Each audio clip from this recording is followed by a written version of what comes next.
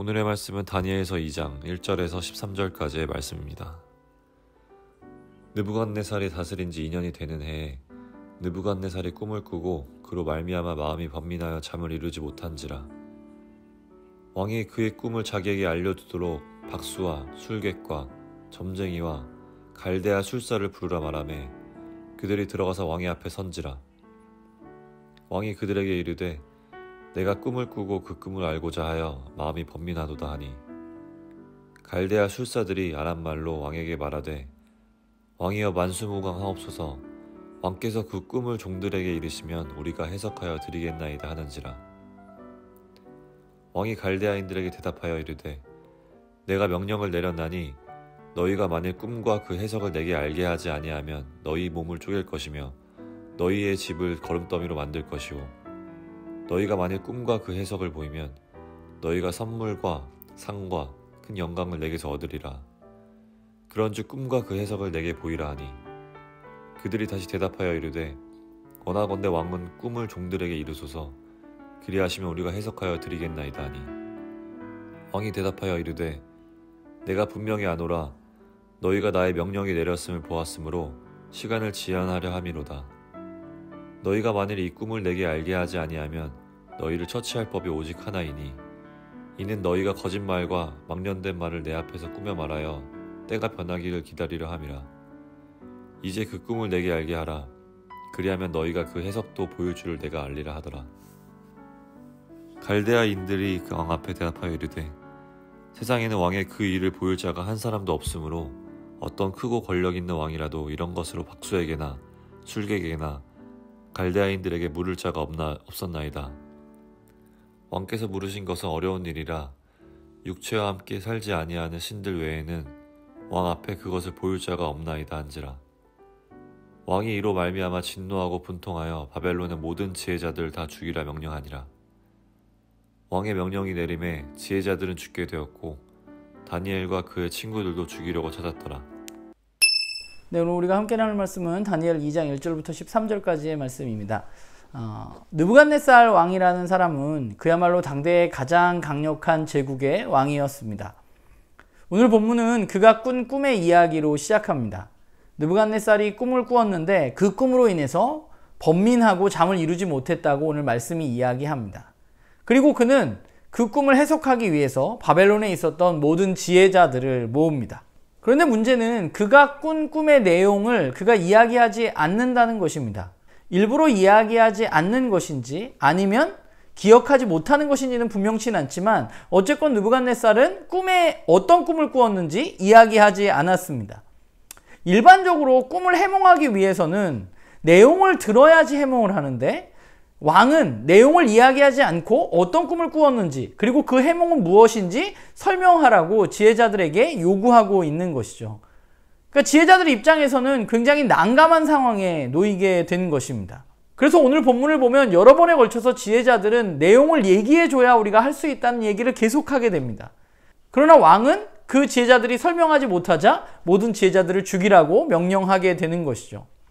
오늘 본문을 보면서 생각하게 된 것은 우선 느부갓네살이라는 인물에 대해서 좀 생각을 했던 것 같아요. 느부갓네살을 생각하면 그야말로 당대의 최고의 권력자입니다. 우리는 권력과 힘이 있으면 굉장히 행복할 것이라고 생각하죠. 그러나 오늘 그의 모습을 보면 꿈 하나로 번민하면서 잠을 이루지 못하는 것이 바로 권력자의 자리입니다. 왜 그러냐 하면 권력자들은 권력을 잃을까 봐 항상 두려워하기 때문입니다. 그렇기 때문에 그 꿈이 무언가 찜찜하고 그 꿈 때문에 자신에게 어떤 일이 일어날 것에 대해서 그가 생각하기 때문에 번민하고 잠을 이루지 못하는 것이죠. 그러다 보니까 꿈을 해석하지 못하는 지혜자들을 바라보면서 그는 분노하게 되고 그들을 죽이라고 부당한 명령까지 내리게 되는 모습, 그것이 바로 권력자가 가지고 있는 한계가 아닌가라는 생각을 하게 됩니다. 또 하나는 지혜자들의 모습인데, 사실 느부갓네살이 그들에게 무리한 요구를 했습니다. 그런데 오늘 그 무리한 요구에 그들의 대답을 보면 그들이 뭐라고 대답하냐면 11절에 신 외에는 왕 앞에 그것을 보일 자가 없다고 말합니다.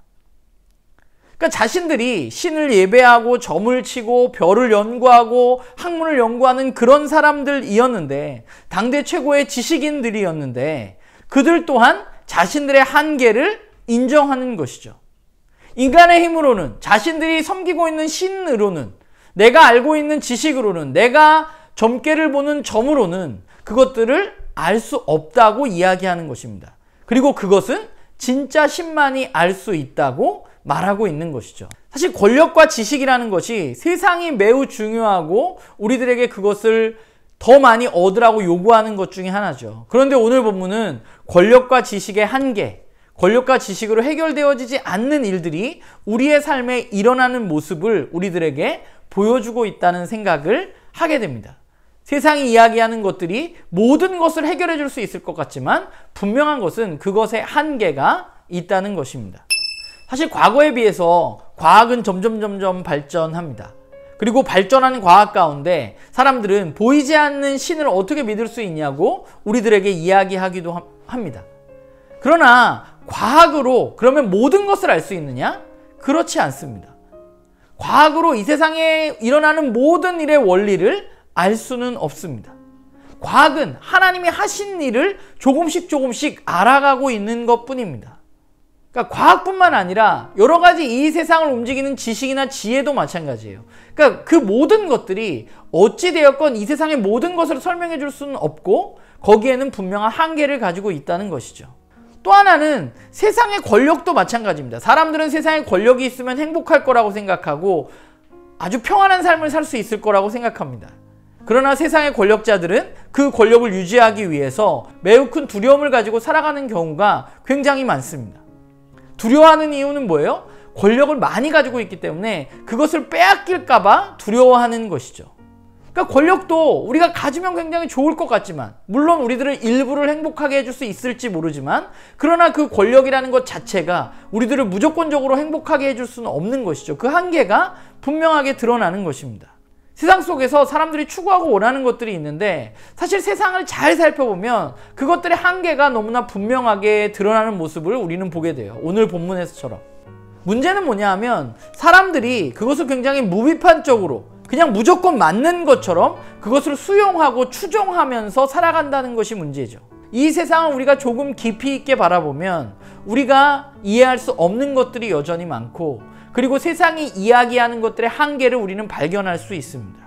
그렇다 보니까 세상을 살아가다 보면, 세상을 조금만 깊이 있게 바라보다 보면 우리는 어떤 부분에 있어서 우리는 분명히 한계를 느끼고 그 가운데 우리가 인정해야만 하는 부분들이 있는 것이죠. 그러니까 인간이 도저히 알 수 없는 것들이 있다는 것을 인정해야만 합니다. 그리고 우리가 읽는 성경은 그 해답이, 우리가 알 수 없는 그것의 답이 하나님께 있다고 말하고 있는 것이죠. 만약에 하나님을 믿지 않는다면 우리는 우연이라는 것을 믿으면서 살아가야 할지도 모르겠습니다. 우리가 그리스도인으로 살아가면서 우리가 먼저 해야 할 일은 바로 우리가 이 세상을 올바로 바라보는 것입니다. 우리도 세상 사람들처럼 똑같이 행동하는 것이 아니라 이 세상의 한계를 분명히 깨닫는 것, 그리고 하나님이 주인이시라는 사실을 인정하는 것, 그것이 바로 우리 그리스도인들이 걸어가야 할 길일 것입니다. 그리고 또 한 가지는 아직 하나님을 믿지 않는 사람들이 그런 한계를 분명히 겪을 때가 옵니다. 우리가 해야 하는 일은 그들이 그 한계를 직면할 수 있도록 도와주어야만 합니다. 세상이 추구하는 것들의 한계가 있다는 것을 그들에게 보여주는 역할을 누가 해야 되냐면 바로 저와 여러분이 해야 되는 것이죠. 그리고 거기에 더불어서 우리가 더 나아가서는 바로 우리들의 삶을 통해서, 우리들의 이야기를 통해서 그 한계를 해결할 수 있고 넘어설 수 있는 하나님을 드러내는 것, 그것이 바로 우리들이 걸어가야 할 길이 아닌가라는 생각을 하게 됩니다. 바라기는 저도 그렇고 여러분들도 그렇고 우리가 세상의 풍조를 따라가는 사람들이 아니라 하나님의 말씀과 하나님의 지혜를 따라 살아가는 사람들이 되기를 바라고, 또한 세상의 풍조를 따라가는 아직 하나님을 모르는 사람들에게 하나님에 대해서 알려주고 하나님을 드러내는 사람들로 살아가기를 소망합니다.